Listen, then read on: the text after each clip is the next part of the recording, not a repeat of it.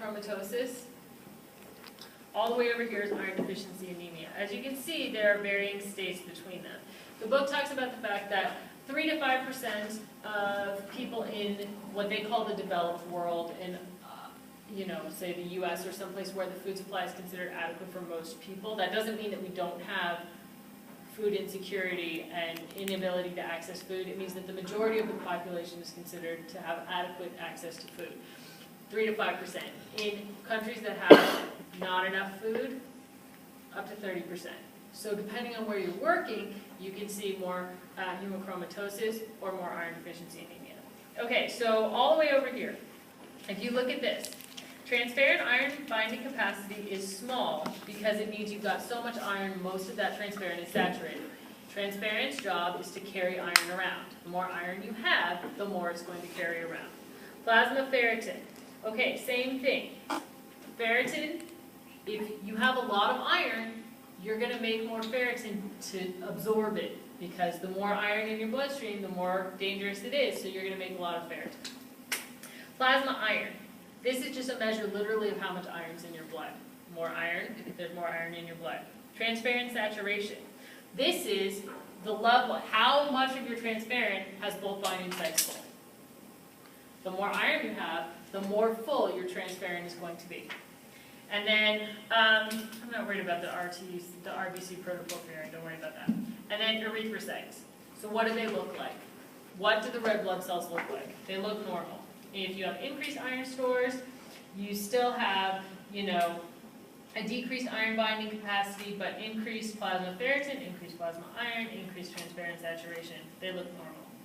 If you're in normal state, right, so your iron binding capacity is in the middle, your plasma ferritin is in the middle, the plasma iron is in the middle. Like I'll tell you within normal limits, within normal limits, within normal limits. Okay, and then erythrocytes are normal. So now we go to reduced iron stores, and then iron depletion. You can see your iron binding capacity, your transparent iron binding capacity. Sometimes that's referred to as total iron binding capacity. It's TIBC, goes up, right? If you have less iron, you have more available spots on your transparent to take in iron. Your plasma ferritin goes down. There's not as much iron in your blood, so you don't have as much ferritin going around scooping up the extra. Your plasma iron goes down. Your transparent saturation goes down. There are more open sites available. And then all the way down to iron deficiency anemia.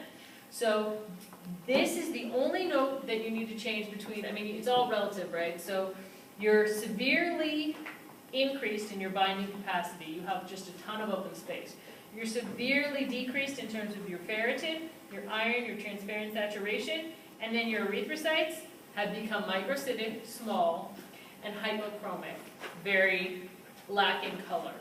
It takes, because the life of a red blood cell is 120 days, it will take a while to see somebody go from iron depletion to iron deficiency anemia. By the time you're in iron deficiency anemia, you really are very low in iron stores and you need to do a lot to bring them up. And so for us, we will get the recommendation you need to help somebody with their diet. You will have already been given a recommendation for supplementation, probably by the physician, and then they'll come to you to counsel not only on how to increase iron in the diet, but the GI issues that come with that iron supplementation, because iron supplementation can be hard on the gut.